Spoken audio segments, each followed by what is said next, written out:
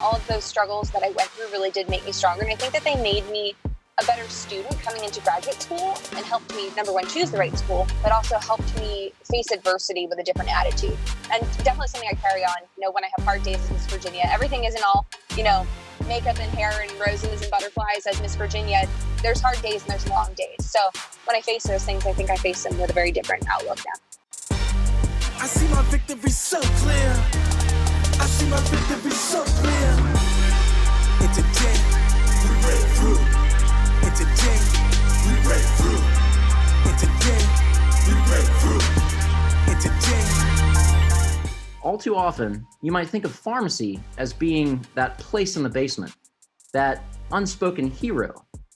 But with today's special guest, we have Miss Virginia 2019, who is a pharmacy student at Virginia Commonwealth University School of Pharmacy, taking the national stage at one of the most prestigious competitions in the world of the Miss America organization. Our guest is Camille Schrier, 23, a Doctor of Pharmacy student at Virginia Commonwealth University, who was awarded the statewide title of Miss Virginia in Lynchburg this past June the 22nd. She was one of 24 contestants, and as Miss Virginia, she will represent the Commonwealth in the Miss America competition.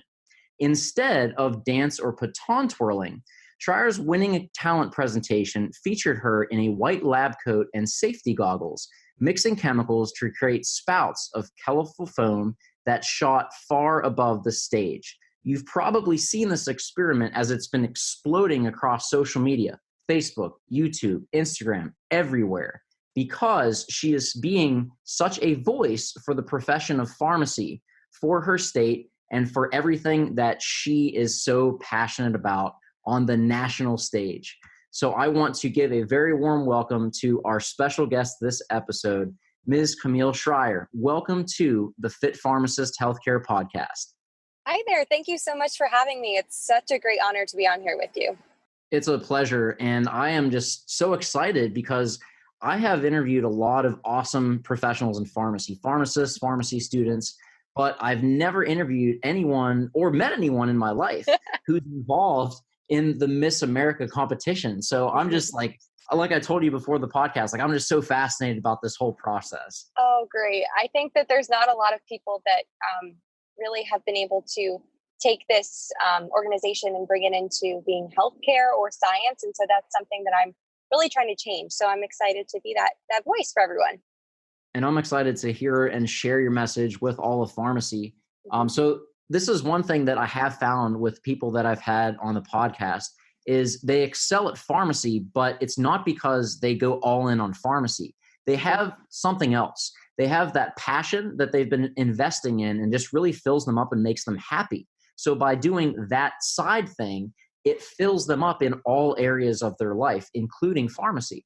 So I want to kind of start off by having you share how you came to become Miss Virginia with that whole process, and then also kind of touch on why you chose pharmacy as a profession and how you kind of found that merger between the two passions in your life. Yeah, so I'll start a little bit by talking about how I ended up kind of becoming Miss Virginia. I used to compete in organizations like this as a teenager, but I decided to stop doing them once I was about 18 when I was going off to college to do my undergraduate education, because I just didn't really see the benefit for me anymore. And I really wanted to focus on my education. So I took a hiatus and I kind of didn't really plan to return because I was really focused on school. And so I got to a point in this past year where I had seen the Miss America organization change. It was something that I was always in the back of my head. You have those little dreams and goals that you think that you would want to do if you ever had the opportunity, but maybe will never come to fruition. So that was kind of one of those for me. And it was something I hoped to maybe do in my lifetime. And they changed the organization to get rid of the swimsuit competition. They rebranded to something called Miss America 2.0, which really focuses on women and their achievements rather than what we look like on the outside. And that change really resonated with me. And so I decided to enter a local competition only in April. So it's, the first day of August? The first week of April, I decided to do a local competition. And that was the first kind of inkling that I would even want to compete. That was only 4 months ago. And now I'm sitting here a month into my reign as Miss Virginia. So it's been a whirlwind very quickly. But I decided to enter that local competition, and to compete in the Miss America organization, you have to have your own social impact initiative, and you have to have a performing talent. And those were two things that I didn't really have necessarily. It's not that I didn't, work on things that were impacting our world and our community, and that I didn't have any talents. And so that was something that I kind of had to start developing. And so first I wanted to look at the social impact initiative side. And so what I work on every day as a pharmacy student and as a future healthcare professional is helping to educate patients and keep them safe. And so as someone who had a mom, my mom was a nurse growing up. And so she really stressed medication safety to me, and she would measure every single thing that she gave me. She would make sure I was taking the proper dose and that I was taking the right frequency of medication. And I don't think I realized until I got into school how rare that really is for parents to be that cautious. And that was something that I wanted to be able to help change. Also, I'm a Narcan trainer in the city of Richmond, Virginia. And so I've worked a lot with the opioid epidemic here in Virginia. And so I wanted to really focus on medication safety and abuse prevention. And so my social and impact initiative is now called Mind Your Meds. So that focuses on drug safety and abuse prevention from pediatrics to geriatrics. And that's the full title of my social impact initiative. And I think that it was something that's very needed and something that I was already doing. And that's the beautiful thing about having these social impact initiatives as a candidate in the Miss America organization is, for me, I was doing this all along. It wasn't something I just, developed to compete. It was something that I was doing in my life, but it allowed me to kind of refine that and make that a little bit more structured in my own life. So that was a really great opportunity. And then so for the talent portion, that was a little bit more challenging because I'm not a singer and I'm not a dancer. So me neither. Yeah, right. And if I had done that, it would not have been entertaining for anyone to watch if I sang or danced. So I wanted to, spare everyone that. And for me, I'm a public speaker. That's something that I've always been really good at.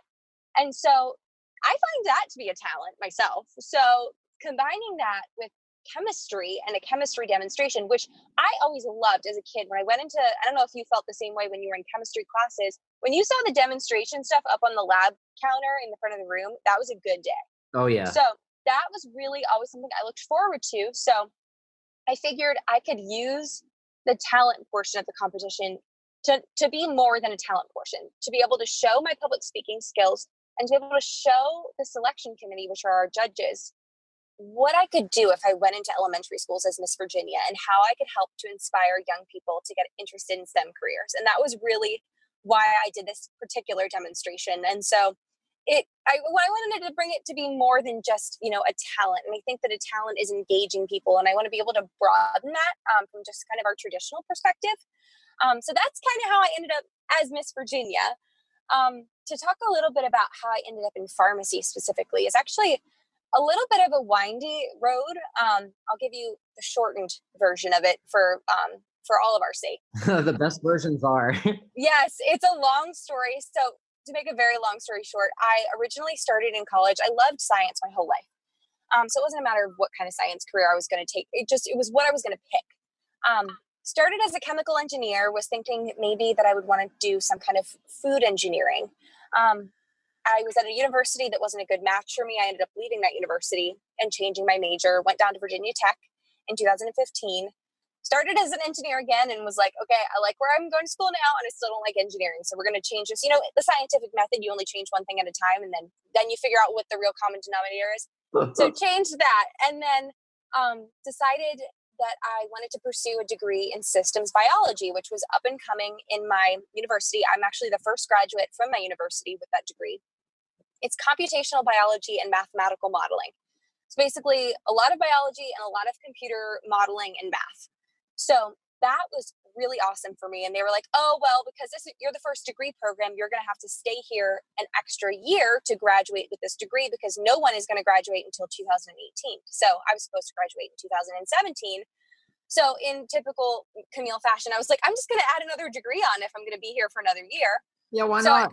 Why not? I mean, I was paying the same tuition, so I figure get another degree out of the deal. Added on a biochemistry degree and did that in addition to the systems biology, which sounded like a good idea at the beginning. And then in the middle, I was kind of like, this is a lot. And, now I'm thanking myself for my, ambition in the past, because now I do have 2 Bachelor of Science degrees from Virginia Tech. I have both of those, and a chemistry minor, which was included. But either way, during my time there, I actually was able to intern with a pharmaceutical company for 2 years. And that was where I thought maybe I would end up with my biochemistry degree, because I loved learning within biochemistry how, the body interacts with chemicals, and how, enzymes react to chemicals, and how enzymes kind of control a lot of, the processes in our body. And all of this was so exciting to me. And it was something that I was very interested in. And so when I went into that pharmaceutical company, I was like, oh my gosh, well, medications are interacting with a lot of these body processes, and this is really cool too. I could use my biochemistry here. So then I worked under a PharmD when I was in that pharmaceutical company. And I was one of those people, like many people in this world, who thought that pharmacists stood behind the counter in Rite Aid and counted pills. And so for me, I was like, wait, you're a pharmacist. Why do you work here at a pharmaceutical company? Even though it seems so obvious now. So he was able to combine his pharmacy background and his clinical experience with a business degree and go into executive management in a pharmaceutical company. He was leading a whole business unit. And so I was like, this is really interesting. I really think that now I want to go and get a PharmD so that I can have that clinical background and then be really valuable to a pharmaceutical company one day. So Camille the Pharmacist was born, and I applied to pharmacy school in my 5th year of undergrad. I really had never thought about it in the past. Visited Virginia Commonwealth University. That was one of 3 I applied to, and they just completely stole me away. I loved it there, and I had a great P1 year this past year. And so now I will take a year off where I would have been a P2, and I will be Miss Virginia for a year now. But it's a really great opportunity that now, as Miss Virginia, I'm still working toward my career goals, because I'm able to use that social impact initiative to change the lives of people in Virginia and be able to talk to people about medication safety, which is only, going to strengthen my ability as a pharmacist. And to go back to your original question of how did I meld these two, I think that the biggest thing that I've been able to find between pharmacy and being Miss Virginia is the ability to communicate with any single person that you meet. I think that that's a common ground between being Miss Virginia and being a pharmacist. You have to be able to communicate effectively with every single person from every single background and demographic that you interact with. And you have to be able to communicate effectively and well, and have that person really be able to engage with you. So when you're a pharmacist, you have to get that person's trust. And as Miss Virginia, I also want that person to trust me, but I also want them to get a great impression of me as Miss Virginia and be able to listen to my message about talking about medication safety or science in general. So those are the 2 ways that I think that being a pharmacy student, number one, helped me to become Miss Virginia, because I had that kind of communication. But then also Miss Virginia is only going to help me be a better pharmacist in the end. So that's a very long answer to your question, but I think that really sums up kind of how these all have come together in my life thus far. No, that's absolutely spot on. And as a fellow professional speaker, absolutely, I can hear that you are a born public speaker. So, Thank you. yeah, that's legit and just so well spoken. And I just think that's so phenomenal what you said. And I've been a pharmacist since 2012, working full time in the community. And that's the one thing that I found is, what makes a good pharmacist. And it really not just pharmacy, but life overall. It's all about relationships. And you can't form those, you can't really make those strong if you don't have communication skills. So I think the fact that you pointed out is so profound. If you're listening to this and you're a pharmacist or a pharmacy student, or just in any healthcare or any profession, really, that really is the secret sauce for how to elevate yourself, elevate your career, and just be a person of service. You want people to take your advice because you want to help them. Just like reverse engineering, tying your engineering passion to this, that's your end goal. You want to make an impact. They're not going to act unless they can trust you, and they're not going to trust you if they can't understand you and see where you're coming from. So I think that main point that you pointed out is so profound in practice as a pharmacist, as a pharmacy student looking to cultivate these clinical skills. It's really spot on. So thank you so much for pointing it out. I definitely think it's very important. And I think that that's something that if I were to be able to influence other pharmacists throughout this profession, is just to focus on that and to focus on getting your patients to really be able to understand you and to not assume that they understand you, even if they're just shaking their head at you, to really ensure, do that teach back method, that they're going to tell you back exactly what they've understood from what you're able to tell them. And I think that that's one of the ways in terms of, the medication safety that we can help make sure that people really understand what they're taking and how to take it properly, especially with something like opioids. So that's really important, I think. 100%. I absolutely agree, for sure. I don't have time to work out. Eating healthy is not possible as a pharmacist. There's so many things to juggle. I just feel so stressed out, I can barely even keep it together. Guys, if this is you, I totally understand. I have been practicing pharmacist full-time for over 7 years. I've been through the hurdles, living through the trenches, and through my time with that, have developed simple solutions to help empower you to not only fit in fitness, but nail your nutrition and master your mindset, empowering you to lead by example through living a healthy lifestyle. I put all these solutions in an easy-to-read, applicable, and simple guide for you to read in my new book, RxU, The Pharmacist's Guide for Managing Stress and Fitting in Fitness. If you haven't gotten your copy, check the show notes for a link so that you can get yours today and get started to dispense your full potential. Now, originally, so I'm in Pittsburgh, and you say you're from Pennsylvania originally as well. So really, we're neighbors. Pretty much. I'm a little farther east, but absolutely, I did grow up outside Philadelphia. So came down to Virginia to transplant down here for school and haven't returned. So I'm enjoying the less amount of snow. And one thing that you did point on is you looked around at other pharmacy schools, but your heart was just set on VCU. So can you just kind of share like why that stood out to you and why that's home for you now? Virginia Commonwealth University. Can you just kind of share, why that was the place for you and why it was a no-brainer choice? Yeah. So for me, especially as someone who had transferred from my original university in undergrad and had been in a place where I was not happy, I knew very quickly what I was looking for in a university and what I was not. And so I had a really fantastic experience at Virginia Tech. And that was really because I felt a really tangible amount of support from the university, from the faculty, and from the students. And the minute I walked in the door at Virginia Commonwealth University for my interview, the support and the team aspect was really tangible there. The way that they communicated with us, they wanted us as much as we wanted them. And that felt really good as a candidate that's looking at a university, that you want to be valued as a student. And so that was something I didn't really feel in my first university that wasn't a good match for me. And for me, I do my best work in an environment where I feel good and where I feel supported and valued as a student, and that I'm not, just paying tuition and, being tested because that's what I'm paying for, that it's really a relationship with those professors. And so I felt that from day one walking in for my interview, and I have felt the same way continuing through, even being Miss Virginia. This university has been overwhelmingly supportive of this journey as Miss Virginia, where they could have just been like, oh, congratulations, great, awesome, and just, let me be. I mean, they've gone out of their way to be supportive of me, allowed me to film some videos in their labs for promotional purposes, they did a whole story on me on the website and have posted me on their social media. I mean, they've gone out of their way to make me kind of part of the VCU family. So it's been a great experience, and it's a top-notch, teaching facility. We're at a level 1 trauma center in Richmond, Virginia. And so it's a great place to learn, and it's also a great place just to live in Richmond. Wow. So that you just kind of stole the words.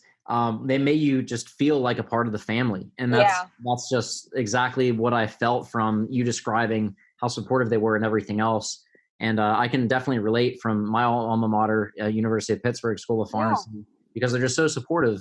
Leadership, innovation, excellence, that's just the core of what we preach and instill in our students. So I just love that VCU is doing that too. And it's one thing to talk about it, but to actually do it, not just like one little like email. It's like, oh, great job, kudos. It's like, no. Social, like come in, use our facilities. We want to promote you. We don't want to just like share. We want to help you on this journey. We want to do everything we can. And I think that is what makes not only a great school, but just the overall quality of being a mentor and helping to foster the gifts that someone has and live their full potential so that they can dispense that to others that are in their life. Absolutely. And I think that's part of the reason why many VCU pharmacists are very successful in their careers, because they have really mentors from that university that are really helping to lead them in more than just ways of just in the classroom, but helping them outside of the classroom to make connections and network and really be able to tailor where they want to go with their careers. So I'm grateful that I chose that university. And, this time choosing a graduate school, I chose the right one. So I don't plan to at all transfer. So I'm in a good place. Won't have to do that again like I did in undergrad. That's awesome. And first off, like, holy crap, like the amount of expertise you have. So yeah, that's what's great is a lot of times people look at, the struggle and the change, and they can be hard on themselves. But looking at that, like, struggle forges strength. Like, you have so much coming into pharmacy school that no one else is going to have. So at the time, it might be overwhelming. So if someone's listening to this and they've gone through a change, or, they're not sure if they're in the right place, don't be so hard on yourself. Look at that not as an obstacle, but as an asset. Because when you do find that place, let's say you're in pharmacy and that's your thing, everyone in your class is going to get a PharmD that graduates. So what else is going to be on the table for you so that you can be innovative and make that impact, right? So looking at your life experiences, looking at what your passions are, those struggles, those are really going to be your strength. They're going to be your calling card to set you apart. And just looking at you with what you've done, using your platform for the Mind Your Meds, focusing on drug safety and abuse prevention, that's one of the biggest topics in pharmacy, not to mention public health.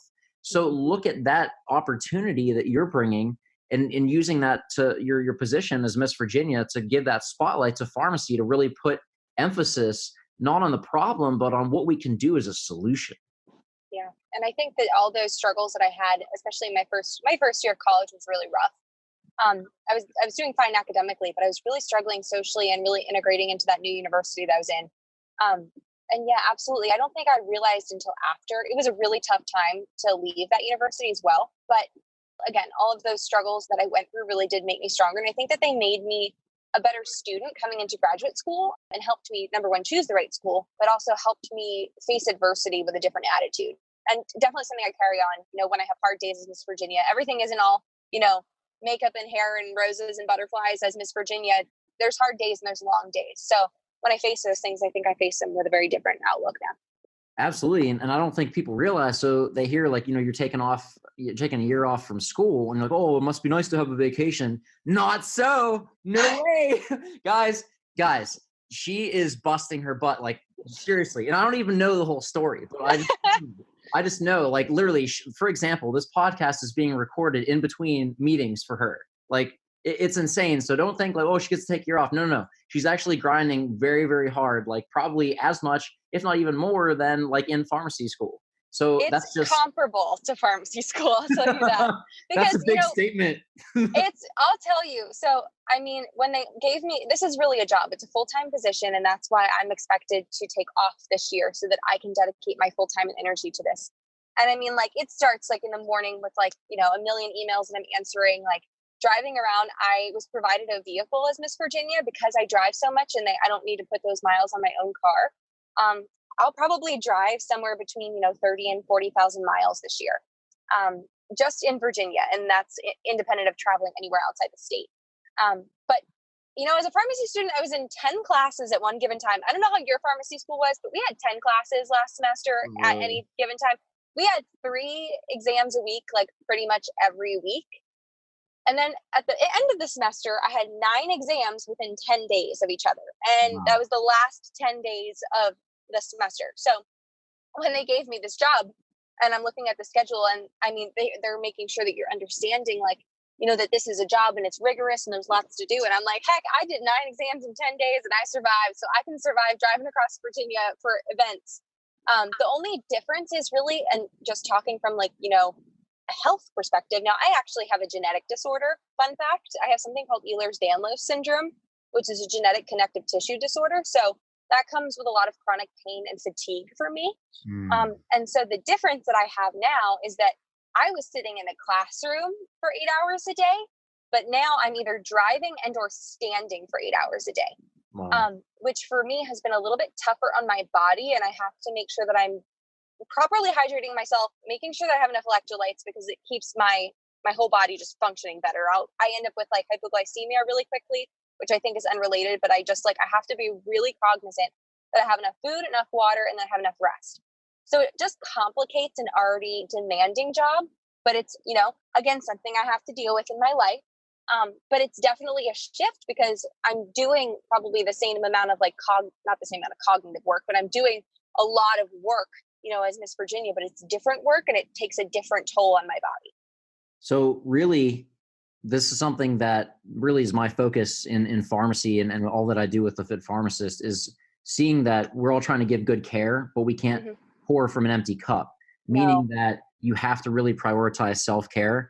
And, we all have those days where it gets pushed to the wayside, but if you keep that consistently going, it's going to lead to, all kind of health problems and everything else.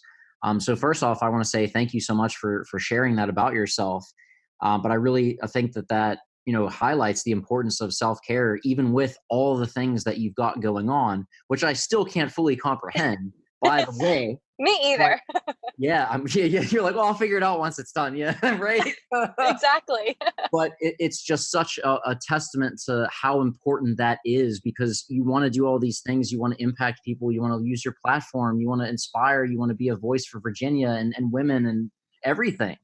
But you can't do that if you're not in good space. And that starts with the small little wins you do by, like you said, making sure you got nutrition, making sure you're resting, making sure you drink enough fluids. It might seem like insignificant or whatever, but that adds up, that builds up to put you in a space that you can do what you're meant to do and what you love to do to your fullest potential. Absolutely. And for me, the joke in my family is that as long as I'm fed and watered, I'm happy. Because really I'm one of those people that gets hangry, and I really do. I'm not diagnosed. So disclaimer, like chronic hypoglycemia, like my blood sugar is always really low. We learned how to do the blood sugar testing this year in our P1, one of our labs. And like my after eating blood sugar was like 79. Like I'd eaten breakfast. So, and I like, when I tell you I eat like a balanced breakfast, like I eat steel cut oatmeals and like a hard boiled egg, and my blood sugar was like, because for me, I thought maybe I was like spiking my blood sugar and then it went back down. But like I am chronically, like I'll get dizzy and I feel like cognitively impaired when I'm that hypoglycemic, and I can tell. So for me, I have emergency snacks with me all the time. And when I do parades, I have Gatorade with me. That's my key to parades. And I always have, like, I literally, funny enough, Panera, I hope they don't listen to this, but I like literally, because I know Paneras have like public microwaves in them. So I bring my meal prepped food and like have it in my car with me and then warm it up in the Panera microwave and then go back and eat it in my car. Oh, health hack right there. Oh, I do the same thing. Because I don't want to, where I live. Yeah. I don't want to like pay to, like, if I had to buy all the food that I eat out, it'd be crazy. And it helps me control what I'm eating because I'm actually just eating the food I made at home. So I do like meal prep on the weekends and I post them on Instagram every week too. Everyone seems to like those, so I share them. But yeah, I literally just warmed up my food in Panera and ate it in my car. But it's the way that, like, because I know I have a busy day and then I wouldn't have time to go home and eat lunch. So I have to like plan ahead and make sure I have like 3 water bottles with me. But it's definitely important, especially in a role like this and really for any job that you're in, to make sure that you're taking care of yourself, even if you don't have any health conditions, because you're never going to give 100% if you're not actually like 100% yourself. 100% agree with that. Perfect. Sorry, I'm a nerd in case you haven't caught on. I am too. Don't even worry about it. I've been making science jokes in all my interviews recently. So I like joke that I'm the catalyst of something, and people are like, oh, and I'm like, or should I say the enzyme? I was like, all right. And I'm like, no one gets this. So I'm going to stop. Yeah. People say I'm weird, but I just say, no. You have a twisted, yo. I'm just limited edition. Hey, there's nothing wrong with that. I always joke that I'm the weirdest Miss Virginia I know, because I'm like a science nerd, but it's like, there's nothing wrong with that. You can be Miss Virginia and be a science nerd. There's no rule against doing that. I love that. And I love how you're representing Virginia and pharmacy with all that you do. Now, looking at the parent organization. So this is something that I'm going to bring into some movie magic. So everyone's favorite movie, Miss Congeniality, from back in the day, right? She said, one of the best things she said, it's not a beauty pageant, right? So looking at, and I just want to kind of get people's awareness up with this, with what the Miss America organization does, is it's not a beauty pageant. They actually make profound change using amazing individuals like yourself to share their passions and really lead people to educate them, to make change and just to improve their lives.